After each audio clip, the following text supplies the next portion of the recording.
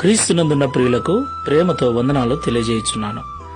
April నెల 30వ తేదీ 2024. ఈరోజు దేవుడు మనకు చేస్తున్న వాగ్దానం ఏమిటనగా, సామెతల గ్రంథము 16వ అధ్యాయము 3వ వచనం.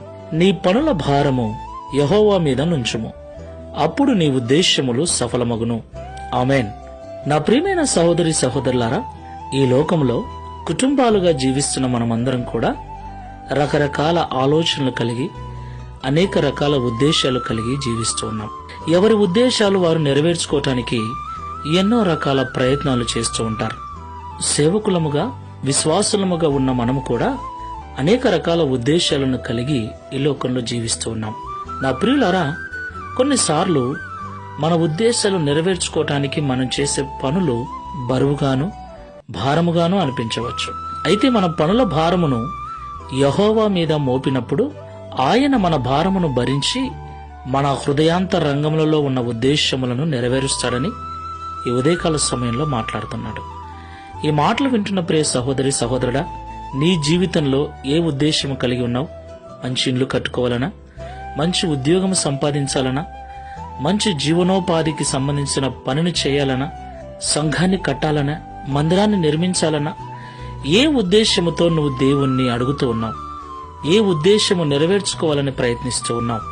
నీ ఉద్దేశం నెరవేర్చబడాలంటే దేవుని మీద నీ భారమును మోపు. ప్రార్థనాపూర్వకంగా నీ పనులను దేవునికి అప్పగించు. అప్పుడు ఆయన సఫలపరుస్తాడు. ప్రార్థన చేసుకుందాం. సర్వోన్నతుడా, సర్వశక్తిమంతుడా, మీకు స్తోత్రాలు చెల్లిస్తున్నాం. అవును తండ్రి, ఈ లోకంలో జీవిస్తున్న మేమందరము కూడా, ప్రత్యేకంగా నిన్ను సేవిస్తూ నీ మార్గంలో నడుస్తున్న మేము అనేక రకాల ఉద్దేశాలతో ఈ లోకంలో జీవిస్తూ ఉన్నాం.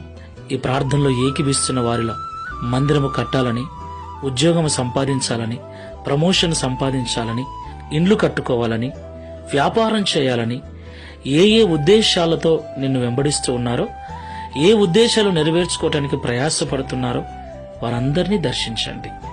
వారి సొంత ప్రయత్నముల మీద, జ్ఞానము మీద కాకుండా నీ యొక్క శక్తిని, నీ యొక్క బలమును నమ్ముకొని ప్రార్థనాపూర్వకంగా తమ పనుల భారమును నీ మీద మోపి ప్రార్థనాపూర్వకంగా ఈ లోకంలో జీవించుటకు సహాయం చేయమని, తద్వారా వారి ఉద్దేశములు సఫలపరచబడి ఈ లోకంలో నీకు సాక్షులుగా జీవించే భాగ్యమును అనుగ్రహించమని, ఈ దిన వాగ్దానమును మా అందరి జీవితంలో నెరవేర్చి మీ నామమును మహిమపరచుకునమని యేసు నామములో ప్రార్థిస్తున్నాము తండ్రి.